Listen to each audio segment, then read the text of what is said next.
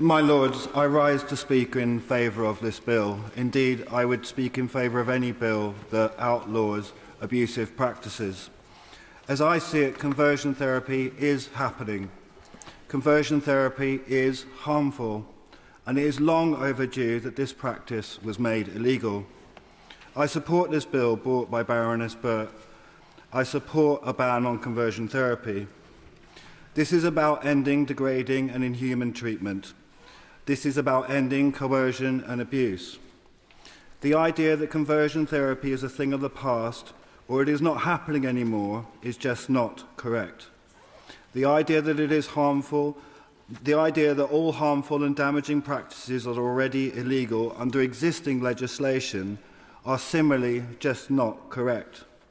Theresa May's government undertook a national survey to gather information about the experiences of LGBT+ people in 2017.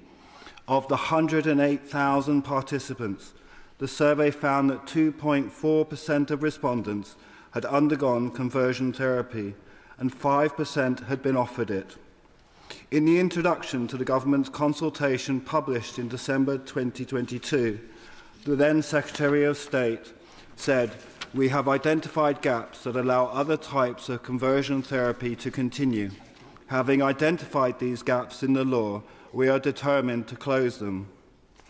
The Minister promised to deliver a ban as quickly as possible, and we will be preparing a draft bill for spring 2022. Saying rightly, it is the view of the government that one incident of conversion therapy is too many. Yet nothing to date has been delivered. The harms these practices can have on individuals are severe. One 2020 study found that people who had undergone conversion therapy were twice as likely to have suicidal thoughts and 75% more likely to plan a suicidal attempt. Similarly, a UN expert on sexual orientation and gender identity has said that conversion therapy may amount to torture and called for a global ban. Many countries have already banned it, including France, Canada and New Zealand. It is possible. We can find a way forward and agreed wording. Harm is taking place, my Lords, and that harm cannot be ignored any longer. We have a duty of care, a duty to prevent unnecessary suffering. A ban is long overdue. The government has failed to deliver the ban in the promised timescale. This bill seeks to move that debate forward. The bill seeks to make it an offence for any person to practice or offer to practice conversion therapy. The definition of this bill or any bill should be sensible. It should not cast the net too wide, nor should it restrict others' rights to freedoms.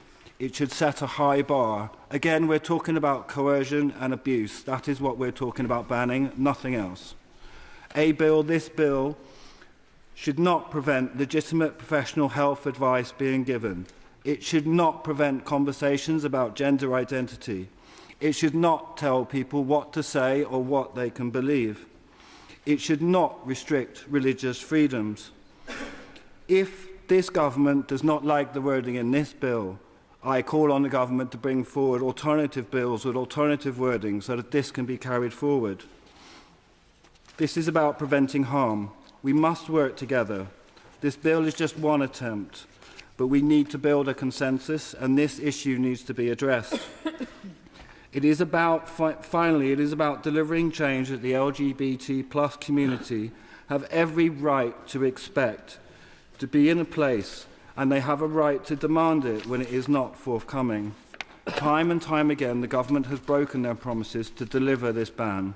5 years on, we cannot afford to waste more time.